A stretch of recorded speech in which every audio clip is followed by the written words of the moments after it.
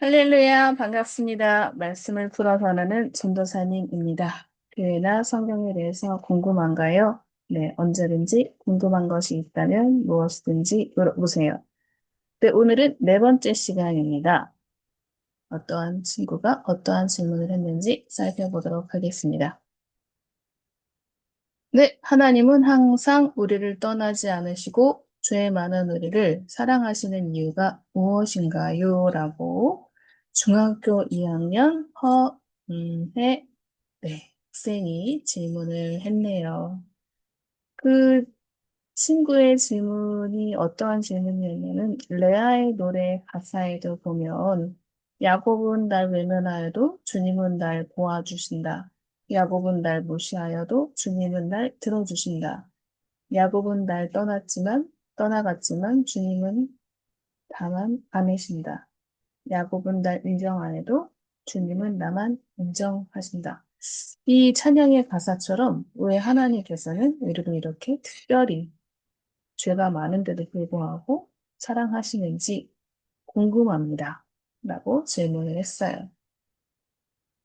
혹시 헤세드라는 단어를 들어본 적이 있는지 궁금하네요.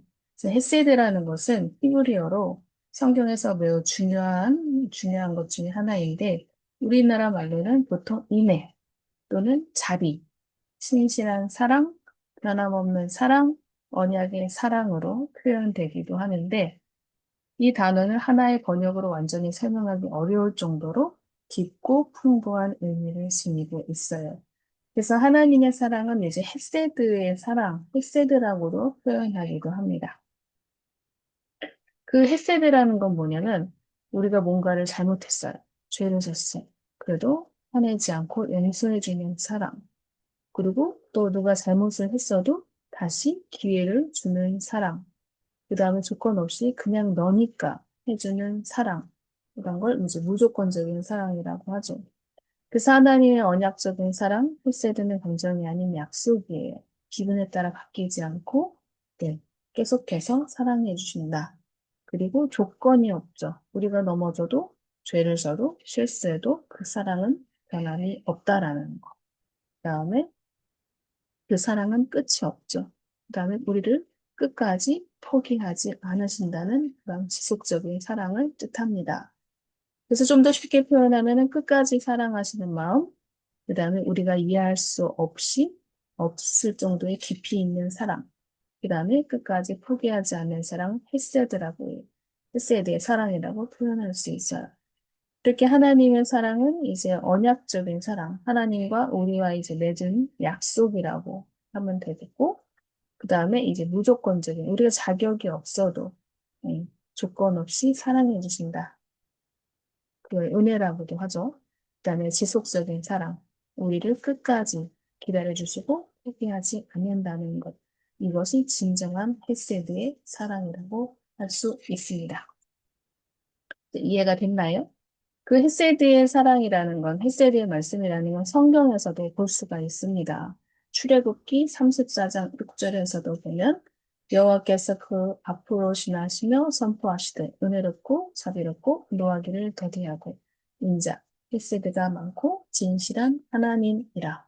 그 다음에 시편 136편에 보면 그 인자하심이 그 헤세드가 영원하니로다라는 후렴이 반복되고 하나님의 창조 인도 구원 역사가 모두 헤세드의 사랑이라는 거죠.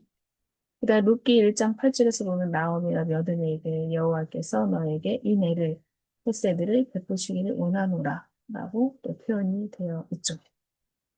이처럼 헤세드는 어때요? 우리를 향한 무한한 사랑이라고 할 수 있겠습니다. 자, 하나님의 사랑이 얼마나 풍부한지 알고 싶어요라고 또 초등학교 1학년 홍은현 어린이도 질문을 했는데 이 헤세드라는 사랑은 이제 끝까지 포기하지 않고 변하지 않는 사랑을 말하는데 그렇다면 이렇게 헤세드의 사랑을 우리에게 베풀어 주시는 이유가 무엇이냐면 무엇일까요? 하나님이 우리를 만들었기 때문이죠.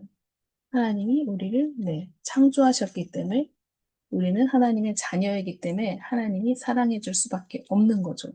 부모님이 자녀를 사랑하는 거랑 비슷하다고 생각하면 될 것 같습니다. 이제 이해가 됐나요? 네. 자, 언제든지 궁금한 것이 있으면 언제든지 질문해 주세요. 오늘은 여기까지입니다. 할렐루야. 아멘. 다음 시간에 만나요.